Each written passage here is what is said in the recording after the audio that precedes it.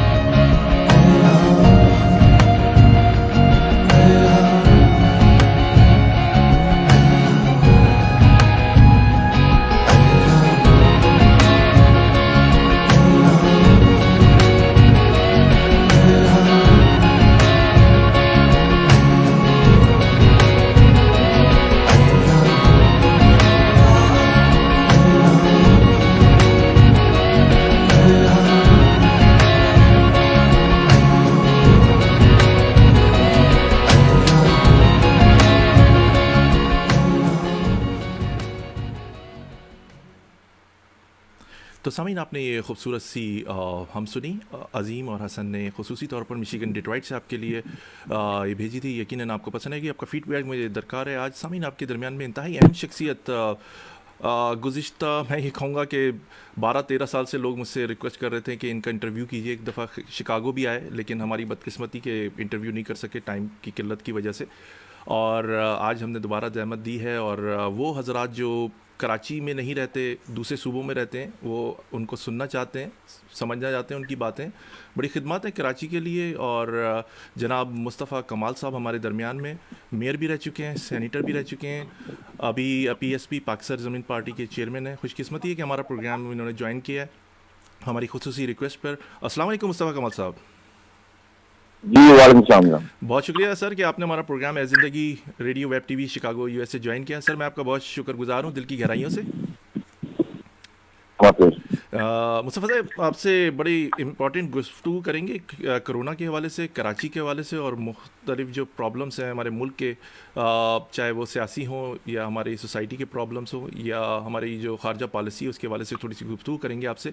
सबसे अहम सवाल अभी जो कोरोना के हवाले से, आप किस तरह देखते हैं कि क्या हमारी जो बिलखुसूस कराची और पूरे कराची से खैबर तक, क्या इनको सही फैसिलिटीज़ दी जा रही हैं या सिर्फ ज़बानी बातें हैं, कुछ सही तरह इक़दामात नहीं किए जा रहे? और इसमें आवाम का भी कुछ कसूर है कि वो कोरोना के लिए सही इक़दामात जो हुकूमतें बता रही हैं, जो इक़दामात उनको बता रही हैं, एहतियाती तदबीर जो इस पर हैं, आप क्या समझते हैं कि कोरोना से जो वबाई अमराज फैल रहे हैं और एक प्रॉब्लम आ सकती है मुल्क के अंदर, क्या समझते हैं कि हुकूमती जो पॉलिसीज़ हैं उससे आप कितने पुरुमीद हैं?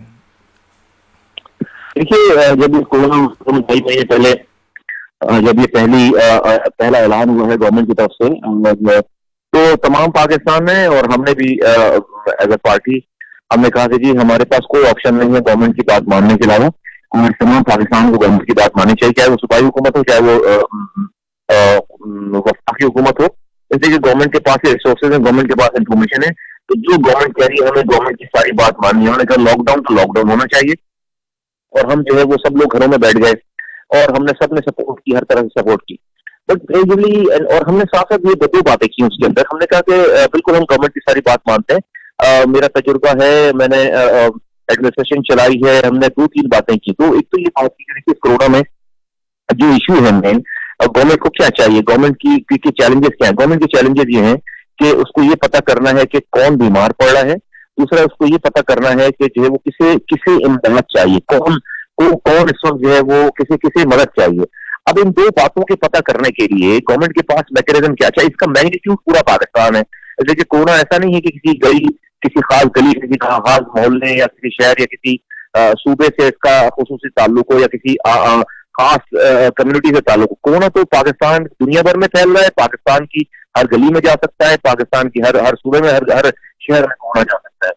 हमें 25 करोड़ की जो आबादी है पूरे पाकिस्तान, उस 25 करोड़ की आबादी के ऊपर एक ऐसा मैकेनिज्म चाहिए था कि जहां पर हर गली की खबर आ सके। तो उसमें डेफिनेटली जो वफाकी हुकूमत है, उनकी जो मिनिस्टर्स हैं या उनके सूबाई और जो उनके मिनिस्टर हैं और उनके नीचे जो ब्यूरोक्रेसी, उनके पास इतनी कैपेसिटी नहीं है कि वो हर गली की खबर जान सकें, ये मालूम कर सकें कि किसको कहाँ कौन बीमार पड़ा और किसको इमदाद चाहिए। उसलिए हमने कहा कि दुनिया भर में अगर आप देखें तो जिस तरह से इसको निपटा जा रहा है, तो जो third tier of the government है, जो कि लोकल गवर्नमेंट चलाती है, वो लोकल गवर्नमेंट जो है वो स्टेट गवर्नमेंट की तमाम बातों को इम्प्लीमेंट कर रहे हैं। फर्क क्या करें कि आपके अगर अमेरिका में कोई चीज इम्प्लीमेंट हो रही है तो वहाँ के मेयर के जरिए हो रही है, वहाँ की लोकल गवर्नमेंट अथॉरिटीज के जरिए हो रही है। वहाँ पे हुकूमत स्टेट गवर्नमेंट जो है वो एक पॉलिसी देती है, एक विजन बताती है, एक अपने इरादे बताती है, उसकी इम्प्लीमेंटेशन जो है वो नीचे लोकल गवर्नमेंट करती है।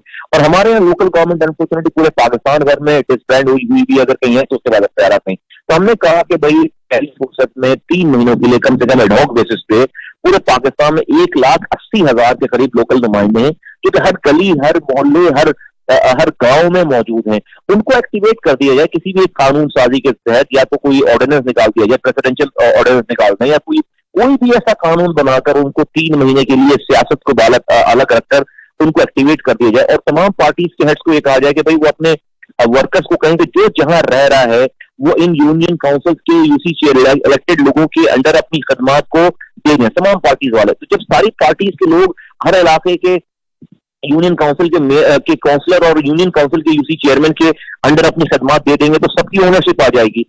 हर एक काउंसलर को एक यूनियन काउंसिल के चेयरमैन है कि उसके मोहल्ले में कौन बीमार पड़ रहा है और किसको मदद चाहिए। देन गवर्नमेंट को चाहिए था कि तमाम रिसोर्सेज उनके जरिए नीचे ट्रिकल डाउन करवाती। आपको मैं बताता चलूं, हम ये बात कर रहे हैं, मैंने बारहा ये बात की है कि देखिए कराची और हैदराबाद में हमारे सियासी मुखालफिन की हुक्मरानी, एमक्यूएम की हुक्मरानी राइट नाउ लोकल गवर्नमेंट की। लेकिन मैं इस मौके पे सियासत नहीं कर रहा, मैंने आकर टीवी पे कहा यहाँ पर कि भाई मैं ऐलान करता हूं कि अगर हुकूमत ये इख्तियारात और देते हैं पूरे पाकिस्तान भर में और यहाँ कराची हैदराबाद में भी देते हैं तो हम अपने कारकुनों को कहेंगे और मैं खुद मुस्तमित हम यहाँ के एमक्यूएम के यूनियन काउंसिल की इन 3 कोरोना वायरस के वबा के दौरान हम अपनी खदमात इनके अंडर में देने के लिए तैयार हैं। हम इनके अंडर में अपनी तमाम जो हमारे वर्कर्स की स्ट्रेंथ है हम देने के लिए तैयार हो, जिस तरह से हमसे चाहे काम लें। लेकिन अनफॉर्चुनेटली हमारी इस बात को नहीं सुना गया, हमारी इस बात पे तवज्जो नहीं दी गई और खान साहब ने, वज़ीर आज़म पाकिस्तान ने उसके काउंटर में एक टाइगर फोर्स का ऐलान कर दिया। अब टाइगर फोर्स डेफिनेटली वो पॉलिटिसाइज हो गई और उसका कोई आज तक वजूद नहीं है। और अभी इस वक्त पाकिस्तान में जो प्रॉब्लम कहा कि भाई सबसे बड़ी प्रॉब्लम थी कि वफाकी हुकूमत जो है वो कोरोना वायरस के हवाले से अपने ऐलान कर देती है, टीवी पे आकर वो कौम से खिताब कर देते हैं वज़ीर आज़म साहब, वज़ीर आला हुसैन जो है वो आकर जो है वो टीवी पे खिताब कर देते हैं। लेकिन जो उनकी बातों को इम्प्लीमेंट करने की जो बॉडी होनी चाहिए क्योंकि थर्ड ईयर की गवर्नमेंट होती है, लोकल गवर्नमेंट, वो पाकिस्तान में मिसिंग है, जिसलिए सारा ये क्योस है। तो अगर आप मुझे पूछें कि आज मैं किस पोजीशन पे हूं, पहले दिन मैंने हिमायत की, आज मेरी क्या फीलिंग है, मेरी फीलिंग ये है कि टोटल क्योस है, government has got no clue at all और ये सारा कुछ अब राइज होता चला जा रहा है। आप देखें कि पिछले 18 दिनों में ये जो नंबर्स हैं पाकिस्तान में वो डबल हो गए हैं, यानी कि 11 मई को जो 32,000 लोग थे आज 18 दिनों के बाद तकरीबन 64,000 लोग, 59,000 लोग हो गए यहाँ पे। आज से तकरीबन 18 दिन पहले जो डेथ्स थी वो 700 प्लस थी, आज तकरीबन जो है वो 1500 डेथ्स जो है वो क्रॉस कर गई हैं।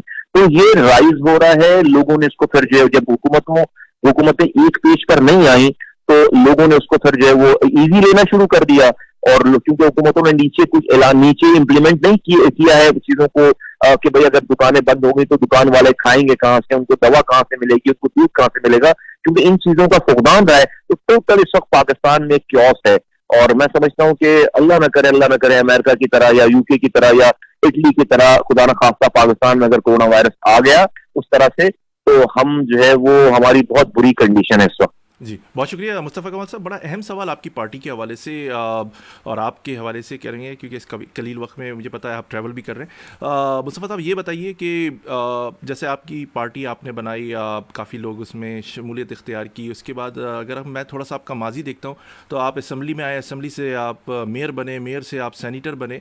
क्या आप समझते हैं कि बल्दियाती इंतखाबात सर पे खड़े में हैं और अगर आप दोबारा मुंतखब होते हैं कराची से तो आप ये नहीं समझते कि आपको बैकफुट पे दोबारा जाना पड़ेगा मेयर के लिए या बहुत ज़्यादा गवर्नर के लिए अगर आप बात करें आगे चल के, क्योंकि इस इमरान इस्माइल की भी कदम डगमगा रहे हैं इस वक्त।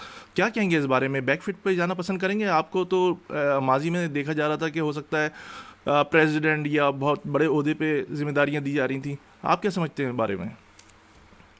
देखिए ऐसा है कि हमने इस शहर में एक जिहाद किया। जब हम आए थे यहाँ पर सच बोलने की सबसे छोटी सजा मौत थी।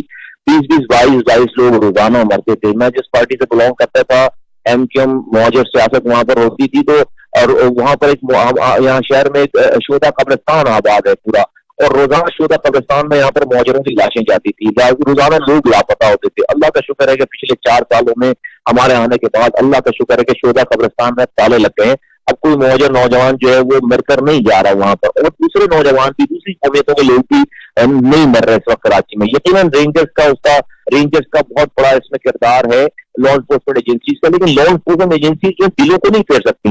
लॉ एनफोर्समेंट एजेंसी ऑपरेशन तो 30 सालों से कराची में कर रही है लेकिन यहाँ पर कत्ल गारत कई लोगों को मरना बंद नहीं हुआ। तो ये आकर हमने समझाया नौजवानों को, जो नौजवानों ने अपने हाथों से हथियार बाकायदा दिया है। यहाँ पर कराची के नौजवानों ने लोग इंशाअल्लाह तारीख इसको लिखेगी, जब तारीखदान इसको लिखना शुरू करेंगे और सच आना शुरू होगा तो पता चलेगा कि कितने बड़े बड़े जो कैशेज आप टीवी पे देखते हैं कि वो पकड़े गए हैं और वो लोगों ने गिव अप किए हैं। यहाँ पर कराची के नौजवानों ने उसको गिव अप किया है।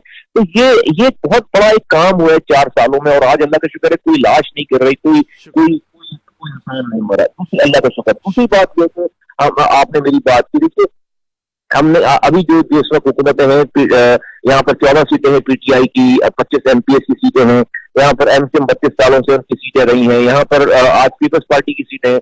लेकिन आप देखें कि इस वक्त कराची में, कराची सब दुनिया की 4 वर्स्ट लिविंग सिटीज में शामिल है। मेरे जमाने में दुनिया का के 12 तेजी से तरक्की करने वाले शहरों में कराची शामिल हो गया था। आज 10 सालों के अंदर कराची वर्स्ट लिविंग सिटीज में शामिल हो गया है। आज यहाँ पर सबसे बड़ा मसला जो है वो कचरा उठाना, सॉलिड वेस्ट मैनेजमेंट सबसे बड़ा मसला हुआ है। डेंगू वायरस, अभी तो कोरोना वायरस आया, इससे पहले डेंगू वायरस था यहाँ पर। आज यहाँ पर ये कंडीशन है सिंध के अंदर के यहाँ पर कुत्ते के काटने की वैक्सीन नहीं है यहाँ पर, और बच्चे मर रहे हैं रोजाना। आप देखते हैं टीवी पे, और हमारे लिए यहाँ पर 90% सुप्रीम कोर्ट की रिपोर्ट है, 90% सिंध में जो लोग पानी पी रहे हैं वो कटर मिला पानी पी रहे हैं, वो आर्सेनिक पानी पी रहे हैं, जिससे कैंसर और जिससे किडनी लोगों की फेल हो रही है। हेपेटाइटिस बी पूरे गंदे पानी की वजह से पूरे 60-70% इंटीरियर सिंध में आप यदि जाएं तो पता चलेगा आपको कि तमाम जो है लोग हेपेटाइटिस बी और सी के मरीज हैं। यहाँ पर इस तरह की बेसिक कोई ट्रांसपोर्ट नहीं है, हेल्थ इश्यूज बिल्कुल आपके सामने है। कोई स्कूल सिंध में 70 लाख बच्चे स्कूलों से बाहर हैं, 70 लाख, 43,000 स्कूल में 70 लाख बच्चे स्कूलों से बाहर हैं। जो बच्चे स्कूलों में उनकी तालीम का कोई पुरसान हाल नहीं है। ये कंडीशन है, तो इस कंडीशन को पहले हमें इस बेसिक्स को ठीक करना है। और इसके लिए देखिए पीएसपी के अलावा सिंध के लोगों के पास कोई ऑप्शन रह ही नहीं गया। सारी पार्टीज एमकेएम इख्तियार में है इस वक्त, पीपल्स पार्टी इख्तियार में है इस वक्त, पीटीआई इख्तियार में।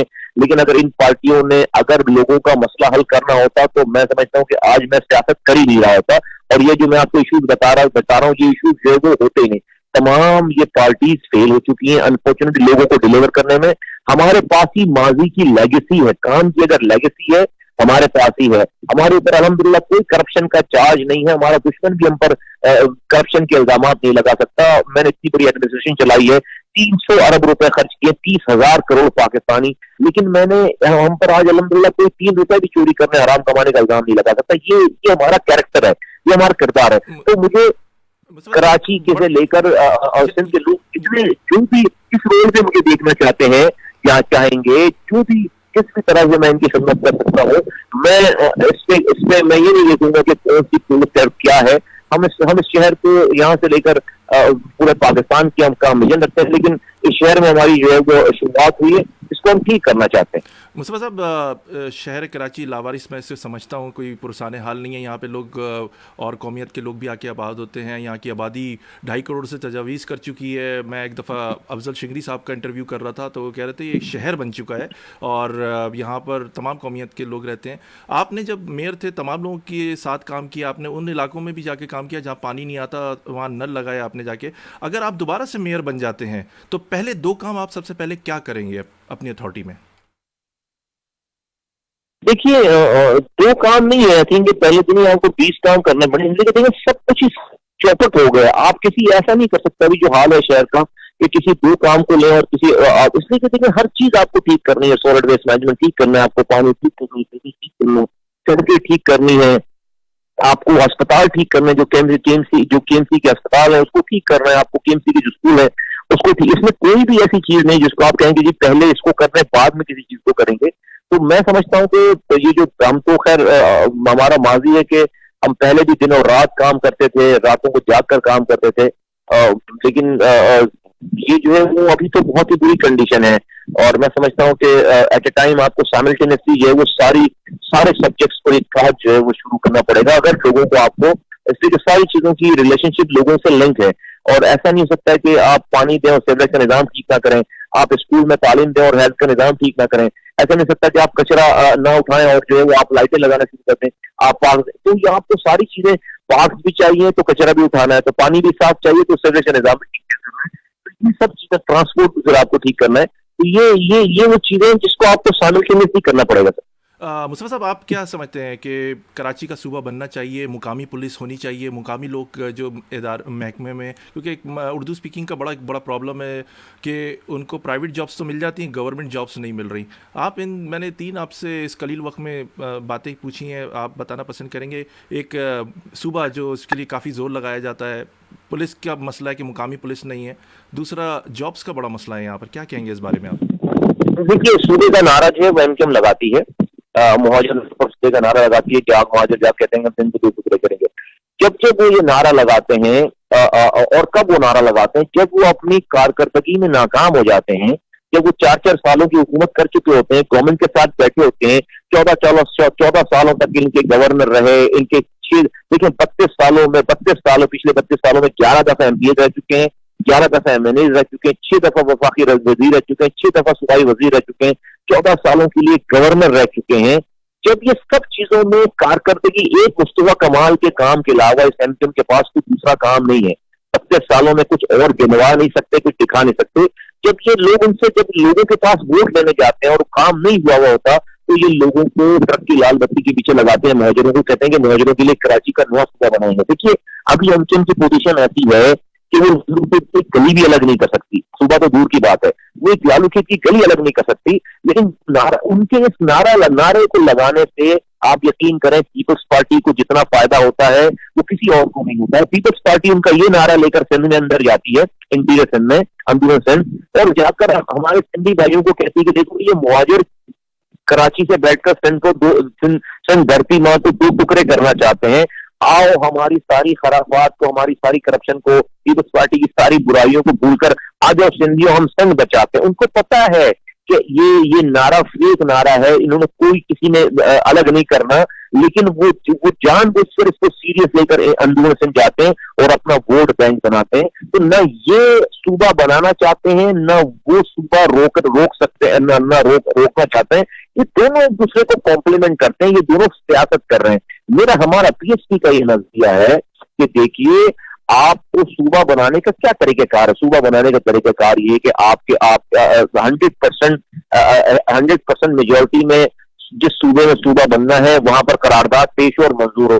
क्या जो लोग सूबे की बात करते हैं उनके पास आज ये मेजोरिटी है, क्या वो असेंबली में खड़े होकर एक तकरीर भी कर सकते हैं सूबा बनाने के लिए? जवाब है कि नहीं कर सकते। क्या उसके बाद वो करारदाद निकल कर जाएगी कौमी असेंबली में और सेनेट में, वहां पर 4 सीटें इनके पास, 4 सीटों पे 300-350 के ऐवान में जाकर वो सूबा बना सकते हैं। तो ये सब बोलने वालों को भी पता है कि वो झूठ बोल रहे हैं, और जो उसको डिफेंड करने वाले हैं उनको भी पता है कि वो सियासत कर रहे हैं। पीएसपी बिल्कुल ये इस सियासत में और इस फेक और इस तमाम लोगों को मरवाने की सियासत में बिल्कुल हम हिस्सेदार नहीं। हम ये कह रहे हैं कि देखिए कराची से लेकर कश्मीर तक ये सिंध हमारा है। हमने कहा है कि सिंधी भाई हमारे भाई हैं, अगर वो जब बोलेंगे जब ये काम होगा। और अदरवाइज हमने कहा है कि भाई सिंधी हमारे लिए अंसार का दर्जा रखते हैं, हमारे आबा अजदाद को उन्होंने जगह दी, हम इसमें नफरत नहीं फैलाना चाहते। मैं क्यों सिंधियों को पीपल्स पार्टी की गोद में डालूं, भले ये हमें वोट ना दें, लेकिन मैं क्यों उनको अपनी नफरत से उनकी तरफ धकेलूं? मैं उससे क्यों ना, अगर मैं आज कराची में 2.5 करोड़ की आबादी है, हमने जब ये कराची बनाया तो लियारी में पानी मैं लेकर गया हूँ, अल्लाह ने मुझसे काम करवाया। बाबा आइलैंड, हिट आइलैंड्स वाले शमस्पीर में पानी समुद्र में लाइन डाली हमने, यहाँ पर 800 से ज्यादा बोट हैं, वहां पर सारे इंफ्रास्ट्रक्चर हमने बिछाया। हम यहाँ से कश्मीर तक, हम यहाँ से लालकाना में जलसा करके आ रहे हैं। तो हम और तमाम सिंध भर में हमारा काम है अल्हम्दुलिल्लाह, हम एक आवाज लेकर उठे हैं। हम पीपल्स पार्टी, हमारा टारगेट, हमारी ओपोनेंट जमात एमकेएम नहीं है। एमकेएम हमारे सामने कुछ भी नहीं बेचती। हमारा तो टारगेट जो है वो पाकिस्तान पीपल्स पार्टी है। हम पीपल्स पार्टी को अपोजिशन के तौर पर हम उसको कॉम्पीट कर रहे हैं। और इसलिए पीपल्स पार्टी को कॉम्पीट करने के लिए अभी तक कोई नेशनल पार्टी सिंध में है नहीं। हाँ ठीक है, आज मेरी बात लोगों को लगती होगी कि यार ये मुस्तफा कमाल क्या बातें कर रहा है, इसके पास एक काउंसलर है नहीं और चला है ये पीपल्स पार्टी को कॉम्पीट करने के लिए। ठीक है, कभी जो आज बड़ी पार्टियां हैं उनका भी कोई पहला दिन होगा। मेरा भी आज पहला साल और पहला दिन और पहला इलेक्शन है। आप देखेंगे हमें इतने साल भी नहीं लगेंगे इंशाअल्लाह ताला, कितने सालों में ये पार्टी जो बड़ी पार्टी बनी। हम आज ही बड़ी पार्टी हैं अल्हम्दुलिल्लाह। इंशाअल्लाह ताला फेयर इलेक्शन होंगे, आप देखेंगे कि हम यहाँ से लेकर हम सिंध में, हमारा टारगेट है हम सिंध में इंशाअल्लाह ताला हम ऐसी हुक्मरानी लेकर आए कि जहाँ से हम 2 स्टेप तक लोगों के ये तमाम एथनिक जो डिफरेंसेस हैं उससे देही और शहरी की डिफरेंसेस से बालातर होकर हम इंसाफ की बुनियाद पर लोगों को जब हम डिलीवर करेंगे तो मैं समझता हूँ कि एक नई शुरुआत होगी और नया आगाज होगा। तो मैं समझता हूँ कि ये डुएबल ही नहीं है। जो लोग आप समझते हैं कि सिर्फ नारे लगाकर घर चले जाते हैं कि भाई सुबह बनाएंगे, उनसे बोले जरा आके सुबह बना लो, जरा आ जाओ भाई सुबह बना लो, जरा बताओ कैसे बनेगा सुबह। उनके पास अगला जवाब नहीं होगा। तो हमें शऊर वाले लोगों को इन झूठे नारों में नहीं आना चाहिए। इसलिए देखें, जब आप कराची में एमक्यूएम यहाँ पर सुकून का नारा लगाती है, लाखों की तादाद में उर्दू बोलने वाले अंदरून सिंध डिफरेंट डिस्ट्रिक्ट्स में, गांव गोठों देहातों में रहते हैं, किसी का कारोबार है, किसी की जमीनें हैं, और वो मेजॉरिटी सिंधी स्पीकिंग एरियाज में रह रहे होते हैं, बरसा बरस से सदियों से रह रहे हैं वहां पर। उनके सब कुछ जो है वो तबाह बर्बाद हो जाता है, उनकी जिंदगी जो है वो लोग उनसे नफरत करने लगते हैं। इनकी एक नारा यहाँ लगाने से उनकी जिंदगियां खराब हो जाती हैं। तो हमें इंसानों का की फिक्र करनी चाहिए। हमें सिर्फ अपनी सियासत देखकर लोगों को मरवाना नहीं चाहिए। जो लोग ये नारा लगा रहे हैं बेसिकली वो मौजूदों से दुश्मनी कर रहे हैं, वो मौजूदों से हमदर्दी नहीं कर रहे हैं, मौजूदों का भला नहीं कर रहे हैं। जी, बहुत शुक्रिया मुस्तफ़ा साहब। क्या वजह है कि आपके ताल्लुकात जो थे हमेशा कशीदा रहे फारूक सत्तार साहब से? इत्तेहाद क्यों नहीं बन सका? क्या मामला जो था वो बिगड़ता, कभी बनता हुआ नज़र आ रहा था, कभी ऐसा लग रहा था इत्तेहाद हो जाएगा, फिर इत्तेहाद नहीं हुआ? क्या वजूहत थी इसकी? नहीं, मर्ज कर रहे थे, नई पार्टी बनाने का जो है वो तय हुआ था आपस में बैठ कर कि भाई एमपी बंद करें, हम भी पीएसपी बंद करें और एक नई पार्टी बनाते हैं। एक फारूक साहब कमजोर आदमी है, वो अपने लोगों के दरमियान थे, तो आमिर खान साहब ने उनके खिलाफ जो है एक बगावत कर दी, साजिश कर दी, उन्होंने सारा मलबा हम पे डाल दिया अपने लोगों को जो है। तो आपको बताया वो अपनी वालदा को ले आए प्रेस कॉन्फ्रेंस में, फिर उन्होंने और चीजें की है, वो एमक्यूएम के साथ ही जुड़ गए, वो उनकी बात मानी, और आज उनका अशर ये है कि एमक्यूएम ने उनको जो है निकाल बाहर फेंका है। तो अब हम तो खैर उससे बहुत आगे जा चुके हैं, तो बहुत पुरानी बातें सारी। अल्लाह का शुक्र है पीएसपी आज जिस पोजीशन पे, जिस जगह है, इंशाल्लाह ताला अगर लोगों को अपने मसाइल हल करने हैं और करवाने हैं तो आने वाला वक्त इंशाल्लाह ताला। अभी आप कह रहे हैं कि जिस पोजीशन पर है आपकी जो मंशूर है पार्टी का, आपकी जो पॉलिसीज़ हैं, इसके बरक्स रज़ा हारून साहब और अनीस एडवोकेट साहब के जो बयानात हैं वो उसमें ज़रा तजाद पाया जाता है। क्यों ऐसा है? पार्टी में कहीं ग्रुपबंदी तो नहीं है आपकी?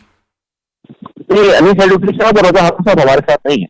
अच्छा, नहीं है आपकी इस पार्टी में? अच्छा, नहीं, वो हमारे साथ नहीं है। इलेक्शन के बाद से वो हमारे साथ नहीं है। अच्छा, इलेक्शन हारने के बाद से हमारे साथ नहीं है। मुस्तफ़ा साहब, बड़ा अहम सवाल आपसे कि अगर आप कोई इलेक्शन में कामयाब होते हैं, आगे की तरफ आप जाते हैं, लेकिन हम बिलखुसूस कराची के लोगों के साथ एक ये बड़ा जहन में माइंड सेट कह लें या ये तस्वुर किया जाता है कि हम कराची, हैदराबाद या बहुत ज़्यादा नवाबशाह से आगे नहीं बढ़ सकते। क्या आप समझते हैं कि कोई आने वाले वक्तों में या 10 साल बाद, 20 साल बाद, क्या ये हमारे नज़रियात जो हैं हमारे और हमारे जो हुकूक हैं बिलखुसूस पानी के, बिजली के, मैं ये भी बात आपसे शेयर करूं कि एक दफ़ा मैं शाही सैयद साहब का इंटरव्यू कर रहा था, तो शाही सैयद साहब ने लाइव प्रोग्राम में कहा कि मैंने कहा कि आप कराची के चारों कोनों पे बैठे हुए हैं, लेकिन जब पानी नहीं है, बिजली नहीं है, लेकिन आप रोड पर एहतजाज के लिए नहीं आते, तो उन्होंने कहा पठान इतने बेवकूफ़ नहीं है। क्या आप समझते हैं कि इन हुकूक के लिए जो कभी मिले नहीं, कोटा सिस्टम आपने देख लिया, उस पर इतनी आवाज़ उठाई, नाकाम रहे, बहुत सारी चीज़ें थी, कोई कुछ मिल नहीं सका, ना आपका वज़ीर आला बन सका यहाँ पर,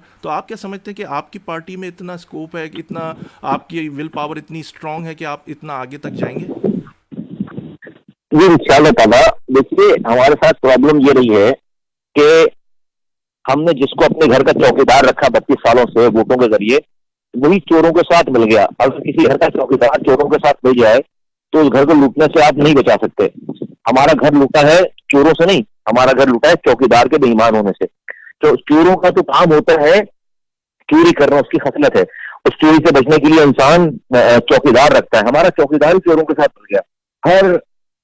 हर दौर में हुकूमतों का हिस्सा रहे हैं और आज भी जो है वो कोटा सिस्टम। आप मुझे बताएं, आपने कोटा सिस्टम पे कराची में कोई एक हड़ताल देखी है?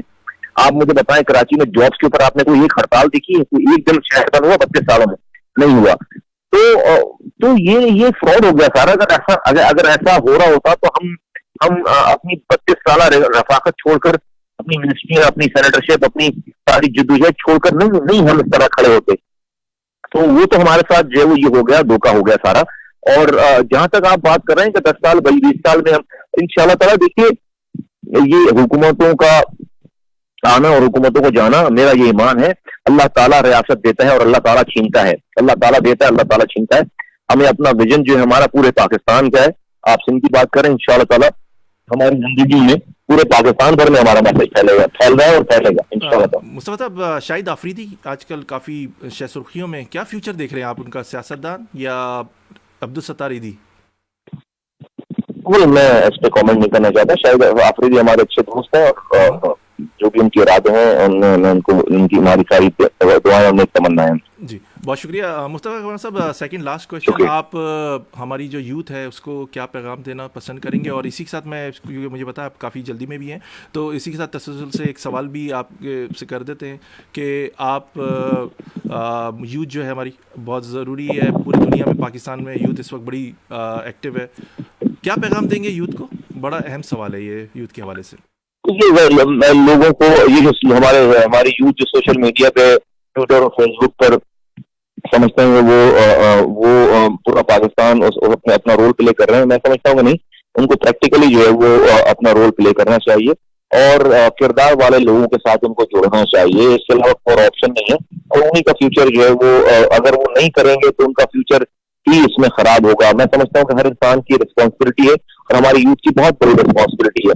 मैं समझता हूँ कि हमारे यहाँ किरदार देखकर फैसले नहीं होते। लोग कहते हैं कि फला ऐसा है यार, वो उसका जाती मसला है और जो वो वजीर आजम तो ठीक है या वो वजीर आला तो ठीक है या वो सियासतदान तो ठीक है। मेरा ये मानना है कि जब इंसान अगर कोई बंदा इंसान ही ठीक नहीं है तो ना वो काउंसलर ठीक हो सकता है, ना वो एमपी ठीक हो सकता है, ना वो वजीर ठीक हो सकता है, ना वजीर आजम ठीक हो सकता है। तो हमें देखना चाहिए कि अच्छे इंसान, कैरेक्टर वाले, किरदार वाले इंसान कहाँ हैं, किरदार वाले लोग कहाँ हैं। किरदार वाले लोगों के साथ जो मुल्क के यूथ को जोड़ना चाहिए और इसके अलावा कोई ऑप्शन नहीं है, जुड़े बगैर कोई ऑप्शन नहीं है। बहुत शुक्रिया मुस्तफ़ा कमाल साहब। लास्ट क्वेश्चन आपसे खारजा पॉलिसी के हवाले से कि आपके पास कोई ऐसा विजन है, कोई ऐसे नज़रियात हैं आपके पास, ख्यालात कि पाकिस्तान की जो कमज़ोर खारजा पॉलिसी है वो स्ट्रॉन्ग हो सकती है? कुछ क्या इक़दामात करने चाहिए, क्या कहेंगे इस बार में? क्योंकि ओवरसीज़ पाकिस्तानी जो हमारी खारजा पॉलिसी से काफ़ी परेशान रहते हैं, उनको वो चीज़ें नहीं मैसर आती जो वो एक्सपेक्ट करते हैं और जो उनसे वादे किए जाते हैं। देखिए, खारजा पॉलिसी जो है वो सारी डिपेंड करती है आपकी लोकल पॉलिसीज पे। अगर आप लोकली स्ट्रॉन्ग होंगे तो आपकी खारजा पॉलिसी जो है वो आप अपनी टर्म्स पर दुनिया से बात कर सकते हैं। देखिए, it's not an ideal world. हम ये चाहेंगे कोई हम तब्दील कर देगा, कोई हमसे जो है वो हम हमारी बात सुन लेगा, ऐसा नहीं होता। ये गिव एंड टेक का जमाना है, सेल्फिश वर्ल्ड है, दुनिया है। और हमें जो है वो अगर हम बात करें कि कहते हैं ना कि beggars are not choosers, beggars can never be a chooser. तो हमें अपने इंटरनली अपने पैरों पे खड़ा होना पड़ेगा, इकोनॉमिकली हमें अपने पैरों पे खड़ा होना पड़ेगा, जब जाकर हम अपनी टर्म्स को डिक्टेट करा सकते हैं खारजा पॉलिसी में। पाकिस्तान एक बहुत अहम खत्ता है, पाकिस्तान एक बहुत अहम मुल्क है और पाकिस्तान अभी अपनी उस अहमियत की पोटेंशियल को टैप नहीं कर सका है। मैं समझता हूँ कि 75% जो है वो हम अब तक टैप नहीं कर सके। अभी तक हम 20-25% हम अपनी पोटेंशियल का फायदा उठा रहे हैं। तो पाकिस्तान जो हमारी एक लोकेशन है वो एक बहुत ही स्ट्रेटेजिक लोकेशन है, दुनिया को हमारी जरूरत है। हमें भी जो है वो अपने आप को सही तरीके से मार्केट करना चाहिए और इज्जत पे अपनी टर्म्स एंड कंडीशन जो है वो सेट करनी चाहिए। जी, बहुत शुक्रिया मुस्तफ़ा कमाल साहब कि आपने हमारा प्रोग्राम ए ज़िंदगी radio web TV Chicago USA join किया। सर, मैं आपका बहुत शुक्रगुजार हूँ। गुज़िस्ता 10-12 साल से कोशिश कर रहा था, लेकिन ये मेहनत रंग लाई और आप हमारे दरमियान में भी हैं और प्रोग्राम किया। आपसे मिलके भी खुशी हुई थी और आपको अपने प्रोग्राम में इंटरव्यू लेके भी बहुत खुशी हुई। खुश रहें, खुशी good. Thank you so much. अल्लाह हाफ़िज़। समीन, हमारे साथ मुस्तफ़ा कमाल साहब थे और पाक सर ज़मीन पार्टी के चेयरमैन हैं। आपने इनकी खुसूसी गुफ्तगू सुनी, आपको यकीनन पसंद आई होगी। इनकी बातें बड़ी अहम थी, बिलखुसूस जिस शहर में हम रहते हैं, कराची, जिस मुल्क में हम रहते हैं, पाकिस्तान, जिस मुल्क के लिए हमारा दिल धड़कता है, वहाँ पर जो मुश्किलात हैं उसके लिए आइडियाज़ बहुत ज़रूरी हैं। यूथ एक कलीदी किरदार अदा कर सकती है। मेरी हैसियत एक मज़दूर की सी है जो मंदिर भी बनाता है और मस्जिद भी। मेरे तमाम शुबाई ज़िंदगी से ताल्लुक़ रखने वाले लोग दोस्त हैं, उन्होंने सब ने प्रोग्राम किया। आपका फ़ीडबैक मेरे लिए इंतहाई काबिल एहतराम था। बहुत सारे लोग व्हाट्सएप और मैसेजेस कर रहे थे, वो सवाल मुनासिब नहीं थे। मैं यही कहूँगा कि इख्तलाफ अपनी जगह, एक विजन अपनी जगह, सियासत अपनी जगह, मज़हब अपनी जगह। तो आपने इनकी गुफ्तगू सुनी। पिक वो चीज़ें करें जो आपको मुल्क के लिए, आपके लिए और आने वाले दिनों के लिए, पाकिस्तान के लिए मुफीद साबित हो सकती हैं। आपको एक स्पॉन्सर की तरफ लेके चलते हैं। एक छोटे ब्रेक के बाद आपकी खिदमत में हाजिर होते हैं। प्लेजेंट ट्रैवल फ़्लाइट्स ऑपरेशन शुरू हो चुके हैं। इंशाल्लाह हज और उम्रे की भी पॉलिसी शुरू हो जाएंगी, तो इनसे ज़रूर कांटेक्ट कीजिए। एक छोटे से ब्रेक के बाद आपकी खिदमत में हाजिर होते हैं। सुनते रहिए प्रोग्राम ए ज़िंदगी radio web TV Chicago USA. Are you looking for a vacation or planning for Hajj or Umrah? For the best rates and amazing packages, contact Pleasant Travel, located at 6257 North Clark Street, Chicago, Illinois. Contact them.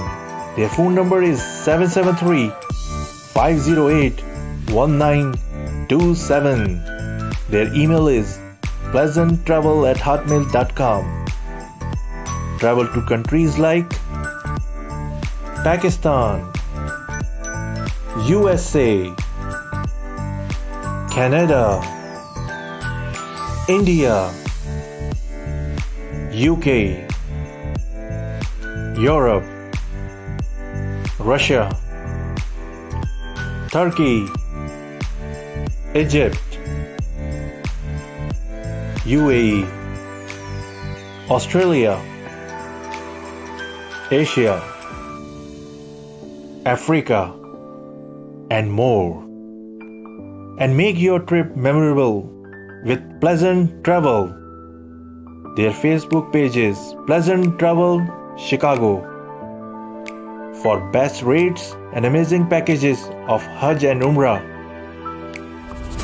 contact Pleasant Travel. तो सामीन, आपने ये sponsor सुना pleasant travel. आज ही अली साहब से contact कीजिए, बेहतरीन इनके पास रेट मौजूद हैं। आप कांटेक्ट करें अली प्लेजेंट ट्रैवल पर आज ही। आपको बताते चलें, खूबसूरत सी कवाली आपको सुनाते हैं। प्रोग्राम में बड़ा आपने एंजॉय किया होगा, यकीनन आपको बातें बड़ी खूबसूरत लगी होंगी। मेरे साथ जुड़े रहिए। आपका जितने भी फीडबैक है मेरे लिए काबिल एहतराम है। मेरे फेसबुक फ्रेंड्स जितने भी इन्होंने प्रोग्राम ज्वाइन किया, और प्लीज़ हमारे जो यूट्यूब चैनल है उसको ज़रूर सब्सक्राइब कीजिए, तौसीफ़ सिद्दीकी के नाम से। एक कवाली सुनिए रीना इरफान की आवाज़ में, बड़ी उम्दा उन्होंने कवाली गाई है, सुनिए। एक छोटे से ब्रेक के बाद आपकी खिदमत में हाजिर होते हैं।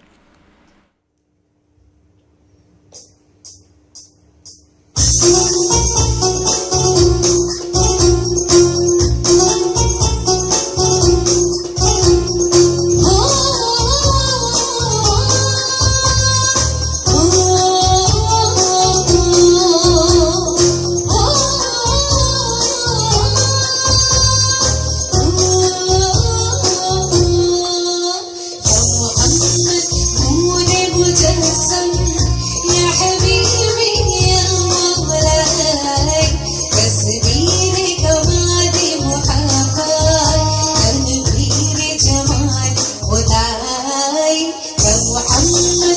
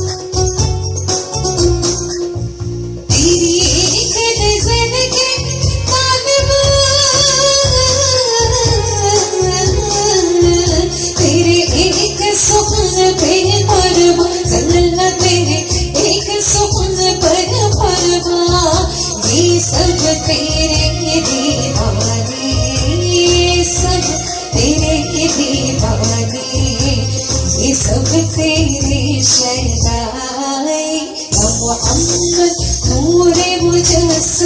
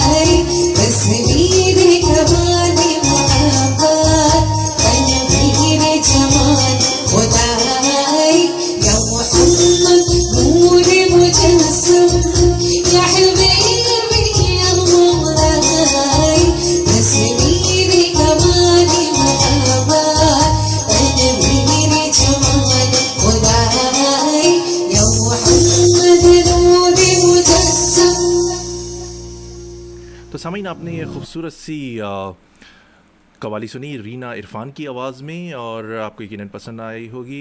प्लीज़ फ़ीडबैक ज़रूर दीजिएगा इनको, रीना इरफान और इरफान कुरैशी और उनकी साहबजादे हरमैन और उनकी साहबजादी हया, वो भी खूबसूरत मुज़ाहरा करती नात हम और दुआ की। तो प्लीज़ आप लोग इनको दाद ज़रूर दीजिए। आपका फ़ीडबैक बहुत एहतराम है हमारे लिए के काबिल है।